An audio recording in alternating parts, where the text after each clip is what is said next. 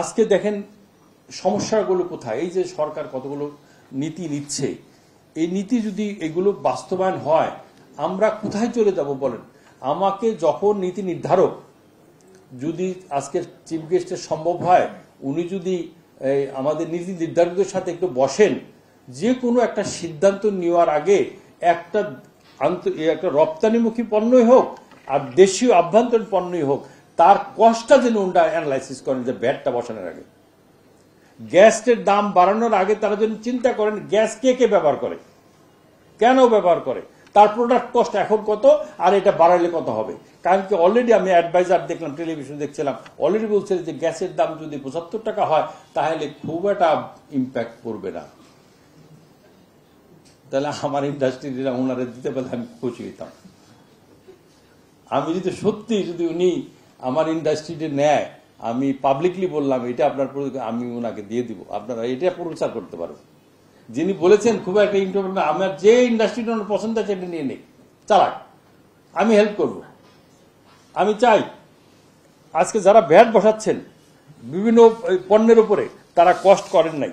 আজকে আমার বাংলাদেশ ব্যাংকের যে স্ট্যাটিস্টিক্স ৯ তারিখের স্ট্যাটিস্টিক্স, এই ৯ তারিখে যে দেখা যায় ক্যাপিটাল মেশিনারি আমদানি হয়েছে negative compare to last year. Last year তো হয় নেই, তার চেয়েও ৩৬% কম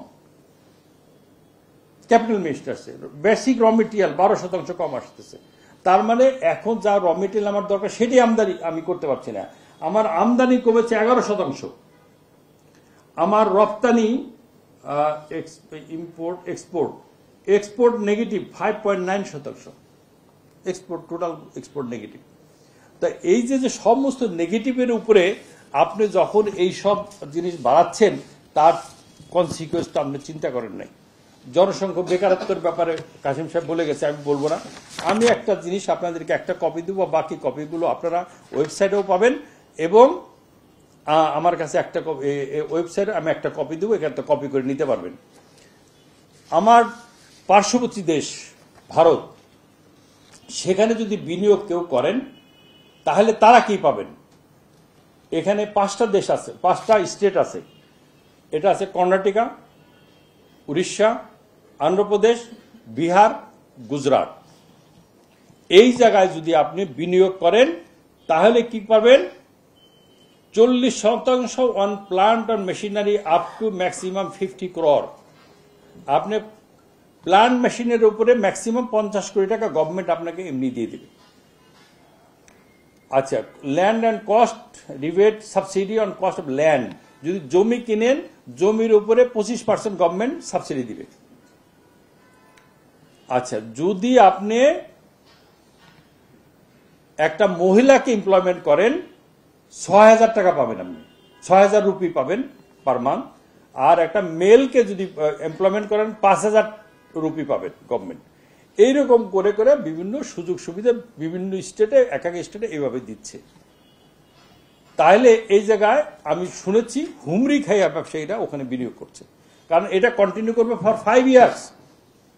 5 বছর যদি আমি জমির উপরে 25% আপনি সাবসিডি দেন, আপনি যদি 50 কোটি টাকা এমনি দিয়ে দেন, আপনি যদি 5 বছর পর্যন্ত ৬,০০০ রুপি ৫,০০০ রুপি দিয়ে দেন, তাহলে কে না ওখানে যাবে। আর আমারা যদি বলেন তুমি গ্যাসের দাম ৭৫ টাকা করো, তোমার এই জায়গায় ভ্যাট বাড়াও, আর ওই যে আমাদের সরকারি লোক, উনি হয়তো বেসরকারি আমাদেরকে পরিচালক হয়েছে, উনি বললেন যে এক্সপোর্ট ইম্পোর্ট লাইসেন্স আদৌ দরকার আছে কিনা। আমার প্রতি বছর আমার এই যে মিউনিসিপ্যালিটি এলারা আমাদেরকে যে খড়গ চাপায় প্রতি বছর এটা রিনিউ করতে হয়, এগুলো আদৌ দরকার আছে কিনা। এই যে আমাদের উপর উল্টা, আমি একটা ব্যবসায়ী মানে আমি একজন অপরাধী, আমাকে কিভাবে চুষে চুষে খাবে প্রত্যেকটা লোক। ওই যে বললাম 40%, এই 40% তো আমার দিতে হয় সব জায়গায়। আমি তো কোথাও তো আমাকে বিনা পয়সা কেউ এসে বলে না যে এই কাজটা যে বাজার ছেড়ে তাড়াতাড়ি টেবিলটা ছেড়ে দাও, এই লোকটা বলার লোক আছে আমার। তাহলে বিনিয়োগ কে করবে। এই যে যেটা দেখলেন আমি বললাম যতটুকু 36 নেগেটিভ, যতটুকু বিনিয়োগ হচ্ছে বিএমআরই হচ্ছে। নতুন কোন ইন্ডাস্ট্রি হচ্ছে আপনি নাম বলেন, কোন জায়গায় ইন্ডাস্ট্রি হচ্ছে। অথচ বাংলাদেশ একটা সম্ভাবনাময় দেশ, আমাকে ফ্রি করে দেন, আমাকে আমার মতো চলতে দেন।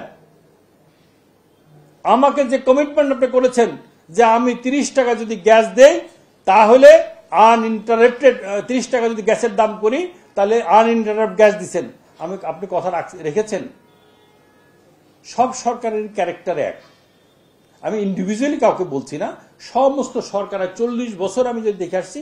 তবে হ্যাঁ, এই যে আজকে যে গার্মেন্টস সেক্টররা যে উঠে আসছে, এর পিছনে সরকারের একটা সাংঘাতিক নজর ছিল, একটা সিম্পেথি ছিল।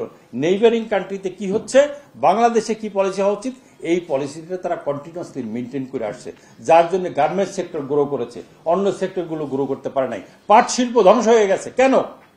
পাট শিল্পের কোনো রিসার্চ নাই, অথচ আমার পাট নিয়ে পার্শ্ববর্তী দেশ ভারত ওইটাকে ভ্যালু অ্যাড করে রপ্তানি করছে। পাকিস্তান এর উপর ভ্যালু অ্যাড করে, আমি ভ্যালু অ্যাড করতে পারছি না কেন? চামড়া শিল্প কেন গ্রো করছে না? কেন চিংড়ি শিল্প আজকে আমার এই মাছ রপ্তানি বন্ধ হয়ে গেল? আমার আজকে পাদুকা শিল্প কেন গ্রো করছে না? আজকে শুধুমাত্র একটা পণ্যের উপরে নির্ভর করলে হবে না। আজকে আমার বটলনেক কোথায়, সেখানে তো এগিয়ে আসতে হবে। সেই এগিয়ে আসার জন্য যদি আমরা বোর্ড অফ ইনভেস্টমেন্ট করেছিলাম কি কারণে? On stop service. যে মানুষ এখানে রেজিস্ট্রেশন করলে সে নিশ্চয়তা দিবে আমার গ্যাস, বিদ্যুৎ, জমি সহ সমস্ত অবকাঠামোর কথা আমাকে দিবে। আমি নিজে মিরের সহায়তে 100 বিঘা জমি কিনে রাখছি। ওখানে ভাই আমি 36 কোটি টাকা জমা দিছি 100 বিঘার জন্য। প্রতি মাসে 36 লক্ষ 40 লক্ষ টাকা আমি ইন্টারেস্ট দিয়ে যাচ্ছি। কবে এই ইনফ্রাস্ট্রাকচার আমি নিজেও জানি না। আর আমার মতো বিদেশির যারা আছে, ও তো কান ধরে বলছে বাংলাদেশ ছাড়ো, আর আইসো না। একজন জাপানি, ওরা এদেশের জাপানিরা বিনিয়োগকারীরা এদেশে আসলে আসার আগে ওই জাপানি বাংলাদেশে যে আছে তার কাছে জিজ্ঞাসা করে বাংলাদেশ বিনিয়োগ করা সেফ কিনা। আমি কয়েকদিন আগে আমেরিকাতে এলএতে ছিলাম, ওখানে কটন সামিট ছিল। ওখানে একজন ইকোনমিস্ট একটা প্রেজেন্টেশন দিল।